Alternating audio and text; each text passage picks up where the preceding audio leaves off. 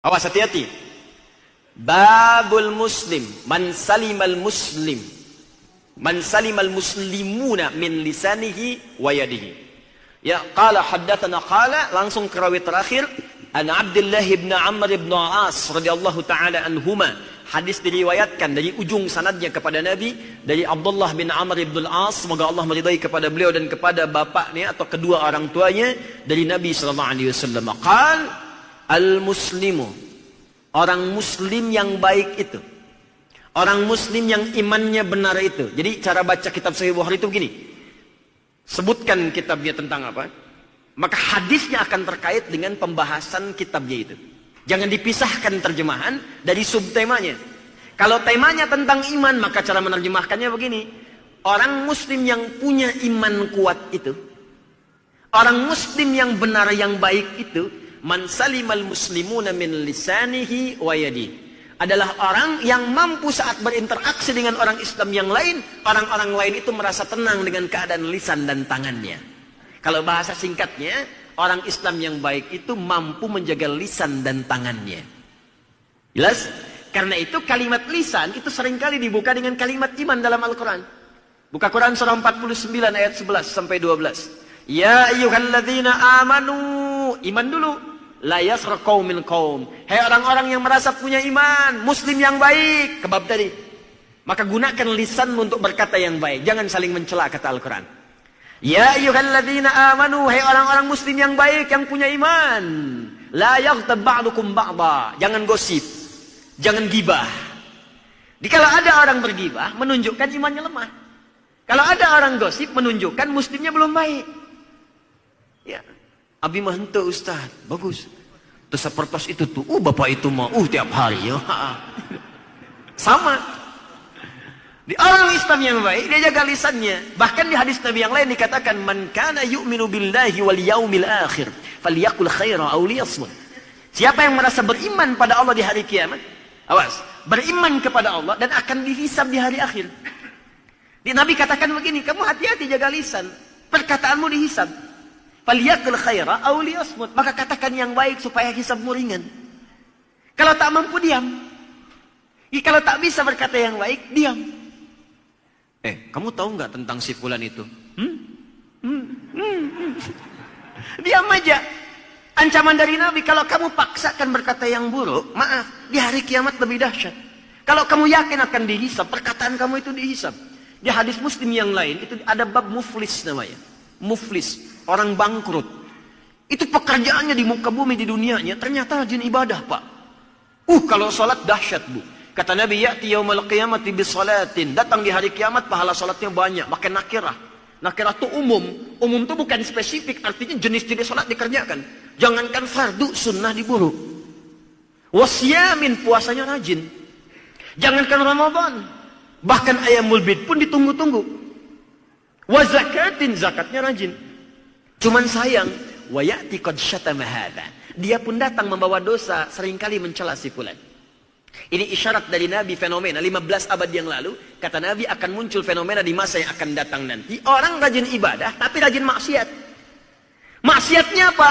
Maksiatnya pun unik. Rajin sholat, senang mencela. Rajin puasa, senang berselisih. Karena hadisnya belum lengkap. Wa qadhafa hadza, senang nuduh orang lain. Wa daraba hadza, senang berselisih. Wa safaka dama hadza, bahkan ada yang menumpahkan darah, bahkan menyebutkan nama Allah di dalamnya. Tembak orang, Allahu Akbar. Bom orang, Allahu Akbar. Muncul bom panci, bom kulkas, bom open, bom setrika, dan sebagainya. Itu terjadi nggak? Kalau Nabi yang sampaikan dulu, pasti kejadian. Itu disampaikan itu supaya kita bisa mengantisipasi, jangan masuk bagian dari itu. Makanya hati-hati kalau antum belajar, rajin ikut pengajian, rajin membawa antum untuk ibadah, tapi dalam saat yang bersamaan, senang membuat antum mencela orang. Senang menjadikan anda berselisih, itu mesti hati-hati. Karena boleh jadi masuk dalam golongan ini. Apalagi mengarahkan anda pada tindakan ekstrim. Kamu kemarin banyak dosa, tobat. Kalau pengen banyak pahala, jihad sekalian. Tuh ledakan kedubes anu. Hati-hati dengan yang begitu. Hati-hati. Tinggalkan seketika karena menyalahi hadis Nabi. Kata Nabi, tu'khadhu hadha min hasanati wa hadha min hasanati. Kalau ada yang seperti itu sifatnya, maka diambil pahala kebaikannya, ditimpakan dan diberikan, ditransferkan kepada orang dizalimi tadi. Misal, ada orang selesai sholat. Maaf, tiba-tiba salah sholat, membicarakan orang lain. Dalam konteks gibah. Nggak tanggung-tanggung yang dibicarakan imamnya. Saya tak imam naik tadi, si pulun pantas dengunah suaranya. Itu dia selesai sholat, pahalanya ditransferkan kepada imamnya sekalian. Seketika. Makanya kalau Anda sedang dicela orang, nggak usah marah, Pak. Itu tandanya ada transfer pahala yang diberikan kepada Anda. Dan hukum celaan itu, hukum celaan nggak bisa bebas kita darinya. Nggak ada orang bebas dari celaan. Demi Allah saya katakan, tidak ada manusia yang bebas dari celaan. Jangankan manusia, bayangkan Allah dicela oleh orang yang kafir, malaikat dicela, Rasul dicela, Nabi dicela, sahabat dicela, tabi'in dicela, ulama dicela. Anda Tuhan bukan, malaikat bukan, Rasul bukan, Nabi bukan, sahabat bukan, tabi'in bukan, ulama juga bukan. Nggak pengen dicela. Anda siapa? Kalau kita orang baik, pasti akan dicela oleh orang yang tidak baik. Kalau kita orang yang kurang baik, akan dicela oleh orang baik. Tapi rumusnya itu luar biasa. Apa rumusnya? Kalau celaan dibaca dengan bab iman, indah semuanya.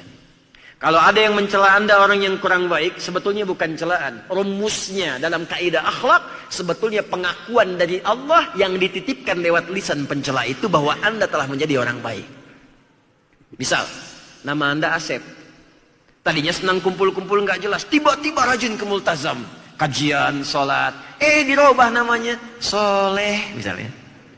Oh, ahli surga, gitu. Lewat kan? Itu nggak usah marah. Itu sebetulnya bukan celaan dalam bab akhlak. Itu sesungguhnya pengakuan yang ditetapkan oleh Allah melalui lisan orang tadi bahwa Anda telah berubah menjadi baik. Makanya kalau ada yang celak pada kebaikan, jangan dibalas. Panitia surga lewat, panitia surga lewat. Gak usah dibalas. Cukup sampaikan, maaf saya cuma humas. Gitu aja. Paham? Sebaliknya kalau ada yang mencela orang yang tidak baik, itu pertanda sayang Allah kepada Anda untuk menghentikan perbuatan tidak baik itu sehingga kembali kepada jalur yang benar. Jelas sampai sini? Baik, jadi mustahil kita tidak menghindari hal demikian. Mustahil. Pasti dapatkan. Karena itu kembalikan kepada babnya. Orang yang kemudian maaf mengerjakan kebaikan saat bersamaan mengerjakan yang buruk maka ditransferkan pahalanya. Fa in faniyat hasanatu, kalau habis bekal kebaikannya maka diambil keburukan dari orang tadi, faturiha finnar, dilemparkan langsung ke neraka. Maaf ya, maaf. Bekal salat sudah nggak ada, puasa sudah habis, zakat sudah menutup dosa. Tinggal tersisa itu pun keburukan, dosa fitnah belum ditutup. Maka diambillah dosa orang di fitnah itu ditimpakan kepada yang memfitnah dan dilemparkan pemfitnah itu ke dalam neraka. Selesai. Maka jaga lisan, jaga tangan.